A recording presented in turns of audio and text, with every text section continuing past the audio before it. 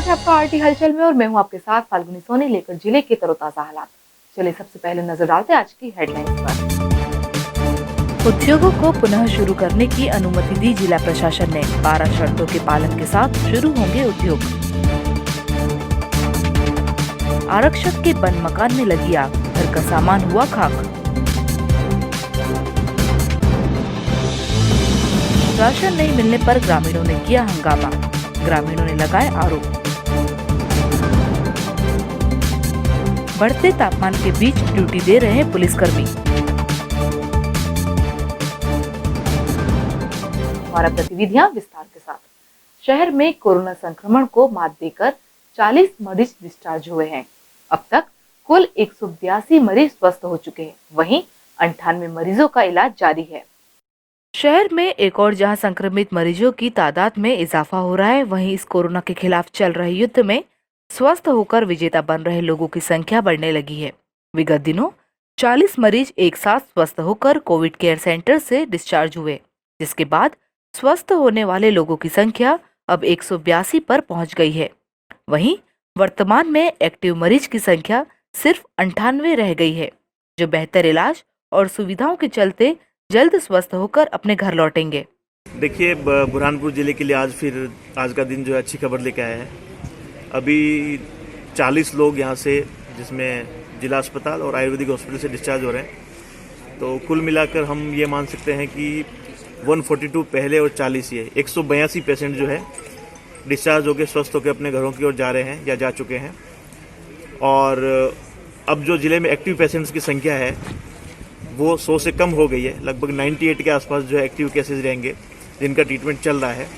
तो ये भी एक सुकून भरी खबर है और उम्मीद करते हैं कि ये 98 लोग जो हमारे यहाँ भर्ती है वो सभी भी स्टेबल हैं, उनका स्वास्थ्य ठीक है और वो सभी लोग भी स्वस्थ होकर अपने अपने घरों की ओर लौटेंगे। तो यदि केसेस जिले में अगर आगे नहीं बढ़ते हैं और ये एक्टिव केसेस ठीक हो जाते हैं तो ये जिले के लिए जो है अच्छी और सुख वाली खबर जो है भविष्य में आप सभी को सुनने को मिलेगी। पुलिस थाना गणपति नाका समीप एक आरक्षक के बंद मकान में अचानक आग लग गई। इस आग में मकान में रखा सामान जलकर खाक हो गया। पुलिस थाना गणपति नाका क्षेत्रांतर्गत पुलिस लाइन में आरक्षक के एक बंद मकान में शॉर्ट सर्किट के चलते आग लग गई। इस आग से घर में रखा लाखों रुपए का सामान जलकर खाक हो गया। प्राप्त जानकारी के अनुसार निम्बोला थाने में पदस्थ आरक्षक मनोज मौर्य का परिवार घर में नहीं होने से घर में ताला लगा हुआ था। वहीं इस बंद मकान में अचानक आग लग गई। सूत्रों की माने तो मकान बंद था और संभवतः आग शॉर्ट सर्किट से लगी है।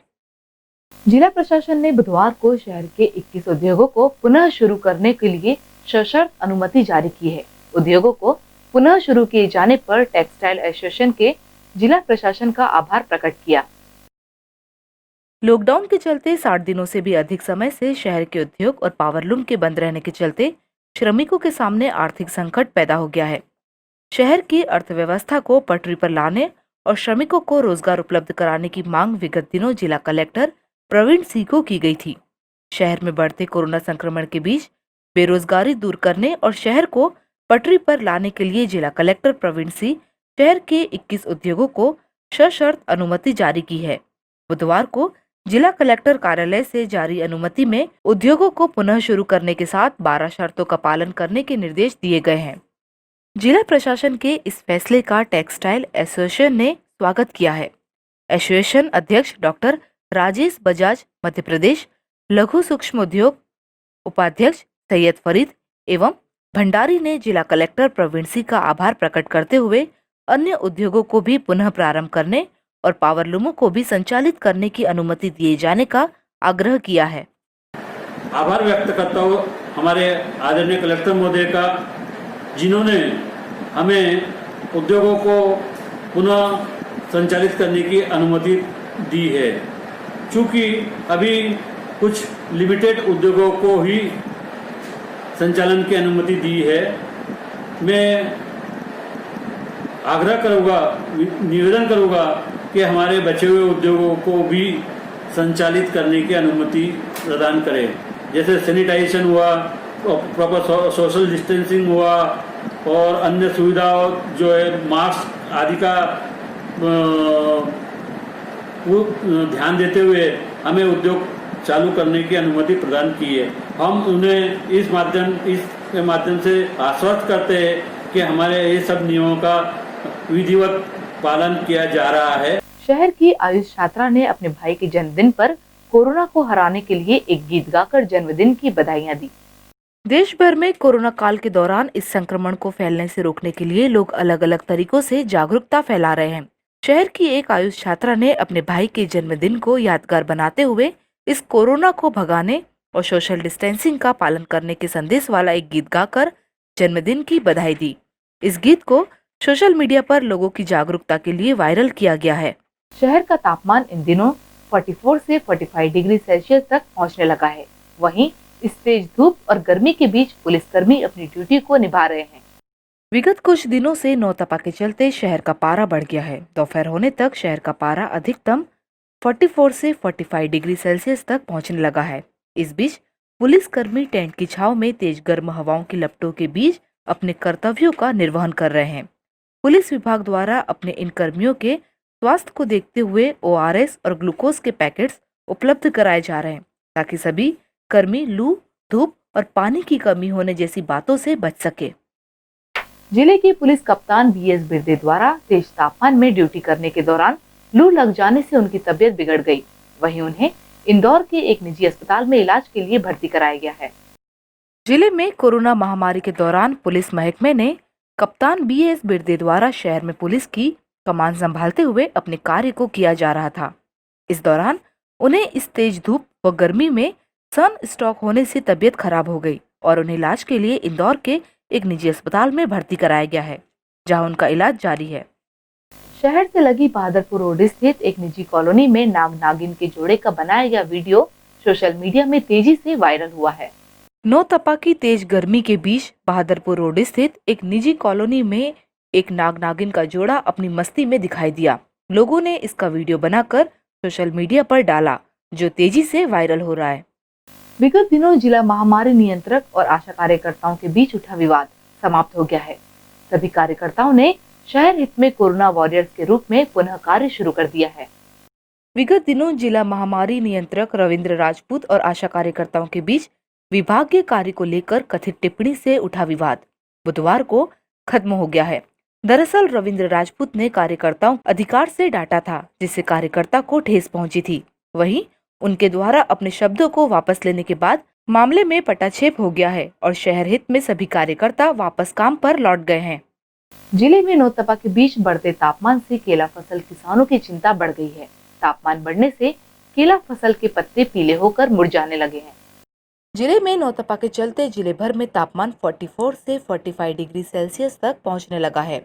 इस बढ़ते तापमान का असर शाहपुर क्षेत्र में केला फसल उत्पादक किसानों पर पड़ने लगा है। तेज धूप के चलते केले की फसल के पत्ते पीले पड़ने लगे हैं, वहीं फसल भी मुरझाने लगी है।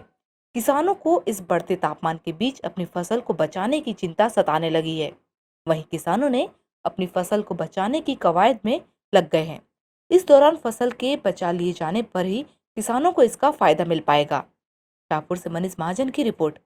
नगर परिषद शाहपुर द्वारा कोरोना संक्रमण की रोकथाम के लिए अलग अलग क्षेत्रों में स्प्रे पंप और प्रेशर टैंकर के माध्यम से छिड़काव कर इलाके को सैनिटाइज किया जा रहा है। वैश्विक महामारी कोरोना वायरस के संक्रमण की रोकथाम के लिए नगर परिषद शाहपुर द्वारा क्षेत्र में साफ सफाई करवाकर इनमें सैनिटाइजेशन का छिड़काव किया जा रहा है। मुख्य नगर पालिका अधिकारी धीरेन्द्र सिंह सिकरवार ने बताया कि सभी कर्मचारियों को निर्देश दिए गए हैं कि सैनिटाइजर छिड़काव में लापरवाही नहीं बरते एवं जिन लोगों को बुखार, कफ व सांस लेने में परेशानी हो रही है वे मास्क लगाएं एवं स्वास्थ्य परीक्षण करवाएं। शाहपुर से मनीष महाजन की रिपोर्ट। वार्ड क्रमांक 9, वार्ड क्रमांक 4, वार्ड क्रमांक 11 और बस स्टैंड का एरिया हाथ पंपों द्वारा सैनिटाइज किया जा रहा है। साथ में टैंकर के द्वारा वार्ड क्रमांक 9, वार्ड क्रमांक 7, वार्ड क्रमांक 8, वार्ड क्रमांक 12 इन वार्डों में टैंकर के द्वारा सैनिटाइज कार्य किया जा रहा है। धुलखोट क्षेत्र के ग्राम जलांद्रा में ग्रामीणों को राशन दुकान से राशन नहीं मिलने के चलते ग्रामीणों ने आक्रोशित होकर दुकान का घेराव किया। मंगलवार को जिले के ग्राम जलांद्रा में ग्रामीणों ने राशन दुकान से राशन नहीं मिलने के कारण राशन दुकान का घेराव कर किया हंगामा। कुछ ग्रामीणों ने आरोप लगाया कि राशन दुकानदार द्वारा उन्हें राशन नहीं दिया जा रहा है। लॉकडाउन के चलते ग्रामीणों को हो रही परेशानियों के बीच उन्होंने आक्रोशित दुकान का घेराव कर हंगामा शुरू कर दिया, जिसकी सूचना नेपानगर तहसीलदार को दी गई। नेपानगर तहसीलदार सुंदरलाल ठाकुर, निम्भोला थाना प्रभारी रुबीना मिजवानी, धूलकोट चौकी प्रभारी रामप्रसाद त्रिपाठी भी मौके पर पहुंचे। सेल्समैन ने बताया कि राशन दुकान पर कुल 516 कार्ड धारक है, जिनमें से 200 कार्ड धारकों को राशन वितरित कर चुके हैं। 316 को राशन अभी और बांटना है। राशन दुकान पर जितना अनाज आया था उतना बांट दिया गया है और जब भी नया स्टॉक आ जाएगा सबको राशन बांट दिया जाएगा। धूलकोट से भारत चौहान की रिपोर्ट। भैया, मुझे एसडी मैडम के द्वारा बताया गया कि कुछ अनाज को लेकर ग्रामवासियों में नाराजगी है कि खाद्यान्न नहीं बटा। इस बात को लेकर मैं तत्काल खातला के लिए निकला, जालंधर के लिए निकला। यहाँ आने पर ग्रामीणों से चर्चा की। कुछ लॉकडाउन में इंदौर में स्टूडेंट पढ़ने वाले हैं, कुछ लोगों को समय पर राशन वितरण नहीं, उसकी शिकायत इनके द्वारा बताई गई। शिकायत बताने के बाद निश्चित ये हुआ कि इनसे कुछ कार्ड अपन ने लिए, राशन कार्ड लेने पर 4-5 राशन कार्ड थे, जिसमें से 5 राशन कार्ड में से 4 राशन कार्ड को राशन वितरण मार्च अप्रैल मई तक का 3 माह का कर दिया गया। एक राशन कार्ड ऐसा था जिसको राशन वितरण नहीं हुआ, तो अभी व्यवस्था डीलर को बुलाकर आज व्यवस्था करा दी, जो शेष है अभी राशन चालू करा दिया गया। विगत दिनों धूलकोट के ग्राम जलांद्रा में राशन नहीं मिलने के चलते ग्रामीणों द्वारा दुकान का घेराव किया गया। वहीं इस मामले के कवरेज के लिए किए गए मीडिया कर्मी के साथ कुछ लोगों ने अभद्र व्यवहार किया। मंगलवार को धूलकोट क्षेत्र की ग्राम पंचायत जलांद्रा में कुछ लोगों ने राशन नहीं मिलने के कारण राशन दुकान का घेराव कर दिया। सूचना के बाद नेपानगर तहसीलदार सुंदरलाल ठाकुर, निम्भोला थाना प्रभारी प्रशिक्षु डीएसपी रुबीना मिजवानी, धूलकोट चौकी प्रभारी रामप्रसाद त्रिपाठी भी मौके पर पहुंचे, जहां एक और कुछ लोग राशन नहीं मिलने की शिकायत कर रहे थे। दूसरी ओर कुछ लोगों ने ग्राम पंचायत पर रोजगार गारंटी के तहत चल रहे कार्यों की शिकायत अफसरों को और मीडिया के सामने करने लगे। इस दौरान कवरेज के लिए पहुंचे मीडिया कर्मियों के साथ कुछ लोगों ने अभद्र व्यवहार किया। इस घटना को लेकर क्षेत्र के पत्रकारों में रोष व्याप्त है, जहां एक और इस समय कोरोना संकट की इस घड़ी में पत्रकार अपनी जान की परवाह किए बगैर जान तक जोखिम में डाल रहे हैं, लेकिन दूसरी ओर कुछ लोग सामाजिक दूरी का उल्लंघन करते हुए पत्रकारों के साथ दुर्व्यवहार कर रहे हैं। धूलकोट से भारत चौहान की रिपोर्ट। भीड़ ज्यादा थी, पब्लिक तो सोशल डिस्टेंस का था, पुलिस भगा रही थी सबको, पर पब्लिक सब पूरे गांव के लोग इकट्ठा थे, इसलिए भीड़ भाड़ ज्यादा हो गई थी। सर, कुछ लोगों ने वहाँ पर सोशल डिस्टेंसिंग का उल्लंघन किया, उनके ऊपर क्या कार्रवाई की जाएगी आपके द्वारा? अब लिखित में शिकायत मिली है, वो हम जांच करके कार्रवाई करेंगे। जिनका नाम आएगा, कुछ अभद्र व्यवहार किए उनके खिलाफ भी कार्रवाई की जाएगी। दूसरी शिकायत ये मिली, साहब मनरेगा में मजदूरों से काम नहीं कराते हुए जेसीबी से रात में कार्य कराया गया।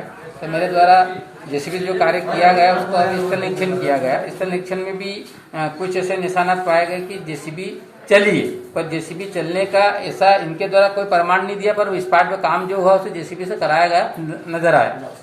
जेसीबी चली है, इनको पंचायत सचिव को नोटिस दिया जाएगा, इन्होंने काम जेसीबी से कैसा कराया, इससे संबंधित जिला पंचायत सीओ साहब को अवगत कराया जाएगा कि भाई आपके द्वारा ये मनरेगा का मजदूरों से कराया जाना, जितना की जेसीबी से। और वक्त हो चुका है आपसे विदा लेने का। जाते जाते डालते नजर आज की हेडलाइंस पर। उद्योगों को पुनः शुरू करने की अनुमति दी जिला प्रशासन ने। 12 शर्तों के पालन के साथ शुरू होंगे उद्योग। आरक्षक के बंद मकान में लगी आग, घर का सामान हुआ खाक।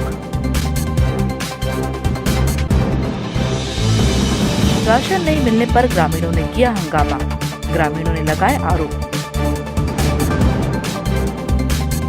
बढ़ते तापमान के बीच ड्यूटी दे रहे हैं पुलिसकर्मी। तो कल फिर होगी आपसे मुलाकात जिले की ताजा गतिविधियों के साथ। तब तक के लिए आरडी हलचल की पूरी टीम और मुझे दीजिए इजाजत। नमस्कार।